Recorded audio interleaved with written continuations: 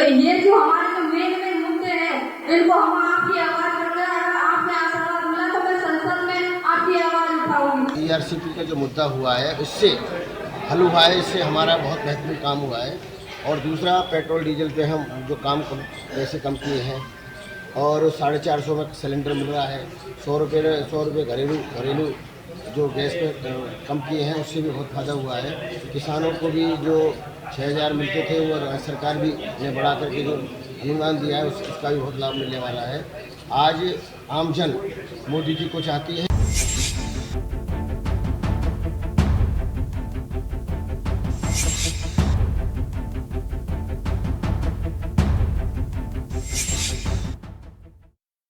नमस्कार जनता में स्वागत आपका। मैं हूं योगेंद्र। आप देख रहे हैं हमारी विशेष पेशकश सियासी रण 2024 और आज हम राजस्थान के सफर में आगे बढ़ते हुए भरतपुर लोकसभा सीट पर चर्चा करेंगे। भरतपुर लोकसभा सीट और भरतपुर का अपना एक महत्व है और जहाँ की अगर बात करें तो ब्रश से लगता हुआ आंदोलन पिछले कुछ दशक से यहाँ बड़ी पहचान रखते हैं। इस बैर की संभाग की तो गुजर आंदोलन हो या फिर हिमालय कुशवा आंदोलन हो, और इस वक्त जाट आंदोलन की बात हो रही है। खैर, लेकिन यहाँ अगर बात करें तो बीजेपी पिछले 10 साल से काबिज है। 2009 में रतन सिंह कांग्रेस से यहाँ पे जुड़े, वो सांसद बने। जब से रिजर्व कॉन्स्टिट्यूएंसी हुई है उसके बाद से ये एससी सीट हुई है, और सबसे पहले कांग्रेस, 2 बार से बीजेपी, और अब लेकिन ये बड़ी बात है कि लगातार 9 से कोई भी रिपीट नहीं हो पा रहा। ये ना टिकट ना कैंडिडेट, ना जो कैंडिडेट है वो, और ना अगर कैंडिडेट को किसी को टिकट मिल ही नहीं रहा तो रिपीट होने की बात नहीं है। लेकिन बीजेपी रिपीट कर रही है। मुद्दे कई हैं वहां पे। पानी की समस्या है, बेरोजगारी की समस्या सभी जगह, तो बड़ा अछूता कैसे रह सकता है। लेकिन कांग्रेस के लिए बड़ी चुनौती यह है कि कांग्रेस के सिंबल पर इस पूरी लोकसभा सीट पर एक भी विधायक नहीं है। 2023 के चुनाव 8 में से 6 विधायक भाजपा के खाते में है। एक आरएलडी जो गठबंधन में सुभाष गर्ग जीते हैं, पूर्व मंत्री, और एक ऋतु बनावट, जो तो कहूं तो बीजेपी के साथ में है, जो बयाना से इंडिपेंडेंट जीती है, ऋषि वंसल की पत्नी है। तो चलिए हम चर्चा शुरू करेंगे और वहां के मुद्दों को लेकर के हम चर्चा करेंगे। अगर बात करें तो यहाँ पे दिग्गजों के दौरे जितने अभी होने चाहिए वो नहीं हो पा रहे। पहले फेज में यहाँ पे वोटिंग होगी, 6 प्रत्याशी मैदान में है। स्क्रीन पे आप देख सकते हैं यहाँ के जो ज्वलंत मुद्दे क्या है और क्या क्षेत्र की उपलब्धियां हैं, कितने मतदाता हैं, क्या कास्ट स्टेशन है यहाँ पे, वो तमाम चीजें आप देख सकते हैं। तो हमारे साथ इस चर्चा में इस वक्त मौजूद हैं शैलेश कौशिक साहब बीजेपी से और अशोक तांबी साहब कांग्रेस से हमारे साथ मौजूद रहे। शैलेश जी, आपके पास में आना चाहूंगा। कुछ चीजें ऐसी हैं जो वहाँ के लोग कह रहे हैं, चाहे आरक्षण की बात हो, पीने के पानी की बात हो, नहरी क्षेत्र की बात हो, औद्योगिक इकाइयों की बात हो, 10 साल से बीजेपी है। एक बड़ी समस्या हो, क्योंकि आप भी भरतपुर के रहने वाले हैं तो इससे आप अछूते नहीं रह सकते।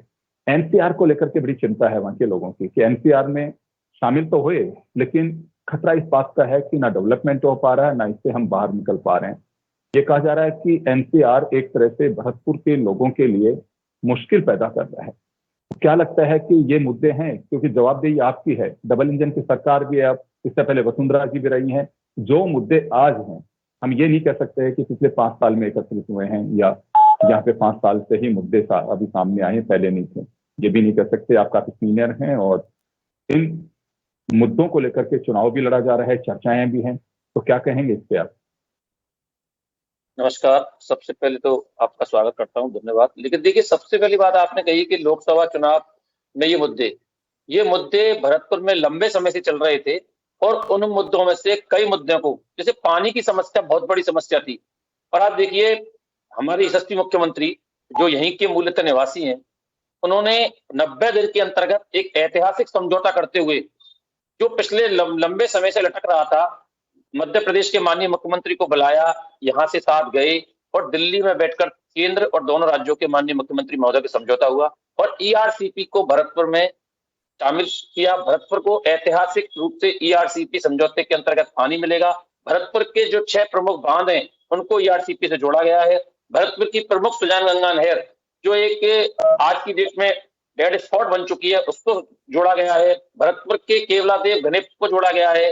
भरतपुर में निश्चित रूप से मैं कह सकता हूं कि भरतपुर और भरतपुर से लगा हुआ डीग जिला जो पहले भरतपुर में ही था, इसके लगभग सभी विधानसभा क्षेत्रों को, सभी जनता को पीने का पानी मिलेगा, सिंचाई का पानी मिलेगा।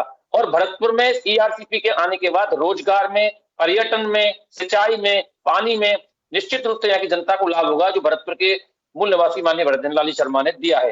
जहां तक रोजगार की बात करें, रोजगार के लिए चूंकि एनसीआर एक ऐसा विषय था जिसके कारण कई बार यहाँ पूर्व में कई तरीके के डेवलपमेंट नहीं हो पाते थे, तो हमारी सरकार ने आते ही इस दिशा में भी एक कदम आगे बढ़ाया है और प्रयास इस तरीके से है कि एनसीआर से भरतपुर को, क्योंकि कोई विशेष फायदा एनसीआर से भरतपुर को नहीं मिल पाया जो मिलना चाहिए था, तो निश्चित रूप से अगर एनसीआर से भरतपुर को अगर निकल जाता है तो हम कह सकते हैं कहीं ना कहीं भरतपुर में रोजगार के साधन भी इन 5 सालों में डेवलपमेंट होंगे।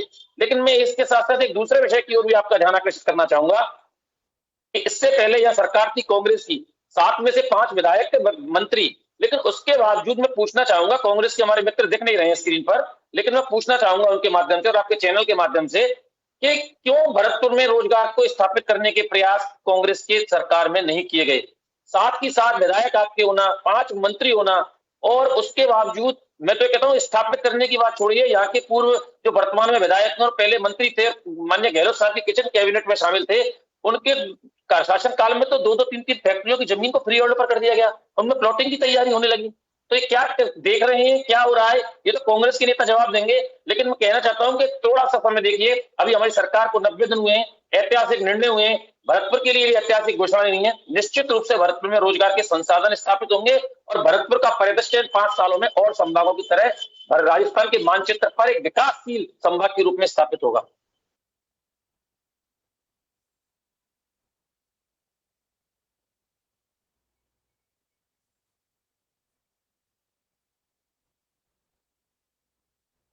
शायद आवाज नहीं आ रही, कनेक्ट हो गया, डिस्कनेक्ट। जी जी जी शैलेश जी, मैंने बताया था जी शैलेश जी, आपने कहा कि जी। पहले से ही ये मुद्दा कायम है और अभी तक भी है, नया मुद्दा नहीं है। लेकिन देखिए बड़ी बात यह है कि वसुंधरा जी की सरकार रही है, चले पूर्ववर्ती सरकार पे तो हम निशाना साध सकते हैं, 10 साल से मोदी जी हैं। ये समस्या यहाँ की नहीं है। एनसीआर में जो एरिया, कई जिले ऐसे हैं, अलवर को भी ले लीजिए, आपकी पड़ोसी जिला ही है, वहां भी मुसीबत इसी तरह की है। आज आपके जो व्हीकल हैं, ट्रैक्टर है, एग्रीकल्चर में काम आता है, आपके व्हीकल्स हैं डीजल के, उनका रिन्यू नहीं हो सकता, लोग उनकी रजिस्ट्री आरसी जो है दूसरी जगह से ट्रांसफर करा रहे हैं। तो कुछ आपको लगता है कि इसका कुछ सोल्यूशन निकाला जाना चाहिए? मैं कह रहा था कि आप शायद अपन डिस्कनेक्ट हो गए थे, मैंने यही बात कही थी कि पिछली सरकार अगर प्रयास करती तो हो सकता था इस दिशा में कोई गतिशील होता, कि कोई निर्णय हो पाता कि एनसीआर से निश्चित रूप से भरतपुर को एनसीआर का वो फायदा नहीं मिल पाया जो मिलना चाहिए था। तो इसलिए अब सरकार प्रयासरत है कि अगर एनसीआर से भरतपुर बाहर आता है तो यह रोजगार स्थापित होगा भरतपुर में। निश्चित रूप से हमें उम्मीद है कि हमारे माननीय मुख्यमंत्री महोदय भरतपुर में नए रोजगार के संसाधन स्थापित करेंगे, और इसके लिए आवश्यक है कि कई बार कई टेक्निकल प्रॉब्लम्स एनसीआर के कारण आती है, तो उनको हटाने या उनसे जो उनके कारण प्रतिबंध है उनको दूर करने के प्रयास शुरू भी हो चुके हैं। जी, मैं एक बात जानना चाहूंगा यहाँ पे, शैलेश जी, आपके विरोधी जो है एक मुद्दा बना रहे हैं। पहले बहादुर सिंह कोहली रहे यहाँ से सांसद, फिर उसके बाद में आपके संजना जाटव जी रही, इससे पहले जो विधायक आपके सांसद थी वो लगातार आपके 2 बार सांसद कमल के फूल के निशान पे बने, लेकिन रिपीट नहीं किया आपने, टिकट काटा। तो यहाँ सवाल ये खड़ा हो रहा है कांग्रेस की तरफ से कि बीजेपी ने अपने ही लोगों पर भरोसा नहीं किया, क्योंकि उन्होंने कुछ किया ही नहीं, इस वजह से रिस्क नहीं लिया और टिकट काट दिया। जब भरोसा खुद के लोगों पे नहीं है तो अंदाजा लगाया जा सकता है कि विकास कैसे हुआ होगा। ये आरोप मन से लगाए जा रहे हैं आपको। देखिए, ये सब मनगढ़ंत आरोप है। कांग्रेस के पास मुद्दा नहीं है, हमारे पास हमारा प्रत्याशी महत्वपूर्ण नहीं होता। भारतीय जनता पार्टी में हर कार्यकर्ता को आगे बढ़ने का मौका दिया जाता है। देखिए, यशस्वी हमारे देश के प्रधानमंत्री ने भरतपुर के किसान बेटे को, भजनलाल शर्मा जी जैसे कार्यकर्ताओं को मुख्यमंत्री बनाया, जिससे आज पूरे राजस्थान के कार्यकर्ताओं में उत्साह है। तो निश्चित रूप से अगर प्रत्याशी बदल दिया ऐसी बात नहीं है, लेकिन आप दूसरे तरफ देखिए कि लगातार पिछले 7 लोकसभा चुनावों में से 2009 के चुनाव को छोड़ दें तो हम लगातार जीतते आ रहे हैं। भरतपुर की सीट भारतीय जनता पार्टी की सीट है और हमारे लिए कमल का फूल ही हमारा प्रत्याशी होता है। इससे कोई फर्क नहीं है कि प्रत्याशी कौन है। बात यह है कि हमारा काम जितने 10 साल के शासन काल में जितने पूरे हिंदुस्तान में मोदी जी के नेतृत्व में हुए और पिछले 100 दिनों में भजनलाल सरकार ने किए हैं, तो यहाँ कोई चुनाव की स्थिति बिल्कुल क्लियर है। यहाँ चुनाव आप देखिए, कांग्रेस को तो प्रत्याशी नहीं मिल पाया ढंग से। आप ये भरतपुर जी चलिए मैं भरतपुर शैलेश जी मैं लौटूंगा आपके पास में। तांबी जी हमारे साथ में लाइन पे हैं। अशोक जी आपके पास में आना चाहूंगा मैं। आप टेक्निकल प्रॉब्लम की वजह से स्क्रीन पे नहीं है, लेकिन मैं फोन लाइन पे जरूर आपसे एक सवाल करना चाहूंगा। बीजेपी का दावा है कि पूर्ववर्ती सरकार ने ईआरसीपी के मैटर को अटकाया। जो पानी की समस्या बार बार उठा रहे हैं वो आपकी पाले में बोल डाली जा रही है। डेवलपमेंट की अगर बात करें तो वही 55 साल 60 साल की बात आ रही है कि भरतपुर को इग्नोर किया गया, वहां ध्यान नहीं दिया गया। अशोक जी आपके साथी शैलेश जी उस सवाल खड़ा कर रहे हैं आपसे। देखिए योगेंद्र जी, धन्यवाद आपने मेरी बात सुनने के लिए, कांग्रेस पार्टी की बात सुनने के लिए मेरे को मौका दिया। मेरे साथी शैलेश जी जो आरोप लगा रहे हैं, एक्चुअल में क्या है कि भारतीय जनता पार्टी का मोटिव यही रहा है कि सिर्फ आरोप लगाइए और बात को खींचिए, रबर की तरह बात को खींचने का इनका प्रयास रहता है और राजनीति करते हैं कोरी, जबकि जमीन पर आकर इनको कोई काम करना नहीं है। माननीय पूर्ववर्ती सरकार में माननीय अशोक गहलोत जी ने 14,000 करोड़ रुपए का फंड अपनी तरफ से रिलीज किया ईआरसीटी के लिए, लेकिन केंद्र सरकार का कोई सहयोग हमें नहीं मिला। अब चूंकि भारतीय जनता पार्टी की सरकार केंद्र में भी है, राजस्थान में भी है, लिहाजा सिर्फ माननीय मुख्यमंत्री जी ने एक लॉलीपॉप की भांति घोषणा कर दी और घोषणा करने के बाद में उसको कोई अमली जामा नहीं पहनाया गया और अभी तक बहुत सारे ऐसे काम है जिनको मूर्त रूप नहीं दिया जा रहा है। तो ये सिर्फ ध्यान भटकाने का काम है। और रहा सवाल अभी लोकसभा इलेक्शन चल रहे हैं, लोकसभा इलेक्शन में इनकी वस्तु स्थिति देख लीजिए आप। भरतपुर की बात करें तो मैं आज दावे के साथ ये बात घोषणा कर रहा हूं आपके चैनल के माध्यम से कि पूर्वी राजस्थान से हम लोग भारतीय जनता पार्टी के कैंडिडेट को हरा के कांग्रेस की शुरुआत करेंगे और कांग्रेस के प्रत्याशी को जिताकर देश के सबसे बड़ी महापंचायत में भेजेंगे। बिल्कुल। एक बात और जानना चाहूंगा मैं यहाँ पे अशोक जी, अभी शैलेश जी कह रहे हैं कि किसान के बेटे को यहाँ से मुख्यमंत्री बनाया गया, उसका कितना इम्पैक्ट होगा जनता के बीच, क्योंकि भरतपुर से मुख्यमंत्री बने हैं, पहली बार बने हैं। जी योगेंद्र जी, मैं आपको बताना चाहूंगा, किसान के बेटे का जो ये आधार ले रहे हैं कि किसान के बेटे को मुख्यमंत्री बनाकर कोरी वाहवाही लूटने का और क्रेडिट लेने का प्रयास जो भारतीय जनता पार्टी कर रही है, धरातल पर इसके स्थितियां बिल्कुल विपरीत हैं, उलट हैं। आज ही मैं आपको बताना चाहता हूं, भरतपुर रियासत का गढ़ है भरतपुर, पूरी जाट रियासत का, और उसी जहां से महाराजा भरतपुर रियासत के जो इष्ट देव हैं चामुंडा देवी, पेंगौर यहाँ पड़ता है, टाउन एरिया 10 किलोमीटर दूर है। आज ही जाटों की महापंचायत हुई है जिसमें सौगंध उठाकर यह फैसला किया गया है कि इस बार भारतीय जनता पार्टी को आरक्षण न देने के कारण सबक सिखाया जाएगा और कांग्रेस प्रत्याशी के पक्ष में समर्थन में वोट किया जाएगा और वोट की चोट से भारतीय जनता पार्टी को भरतपुर का जाट और भरतपुर की जनता अपनी ताकत का एहसास कराएगी। तो यदि ऐसी किसानों की बात करने वाले ऐसी माननीय मुख्यमंत्री जी हैं और भरतपुर के और भारतीय जनता पार्टी के जो लोग हैं, प्रतिनिधि हैं, तो जब किसानों की याद कहां चली जाती है। इतने वर्षों से किसान केंद्र में 10 साल से भारतीय जनता पार्टी की सरकार होने के बावजूद जाटों को इग्नोर किया जा रहा है, उनको लॉलीपॉप दिया जा रहा है। अब वो कहते हैं कि साहब, चलिए अशोक जी मैं रोकना चाहूंगा, अशोक जी मैं रोकना चाहूंगा, तो चलिए मैं समय का अभाव है इस वजह से मैं अतिथियों को रोकना चाहूंगा। मैं दो बातें यहाँ कहना जरूर चाहूंगा, यहाँ लाजमी होगा कहना। रियासत से जुड़ी हुई ये सीट रही है और रियासत का कब्जा 1952 से लगातार रहा है। कृष्णेंद्र कौर दीपा रही हैं यहाँ पे सांसद, खुद विश्वेंद्र सिंह 3 बार सांसद रहे हैं, उनके परिवार के और भी लोग सांसद रहे हैं। 1952 से सिलसिला शुरू हुआ। लेकिन अभी जो अशोक जी बात कर रहे हैं, मैं शैलेश जी आपको जरूर कहना चाहूंगा, आप वहीं के वासिंदे हैं। एक बीजेपी के लिए चिंता की बात कही जा सकती है कि राज परिवार पहले से ही बीजेपी के साथ जुड़ा रहा, लेकिन विश्वेंद्र सिंह कांग्रेस में चले गए। बीच में उनकी चर्चाएं थी लेकिन उन्होंने खारिज कर दिया।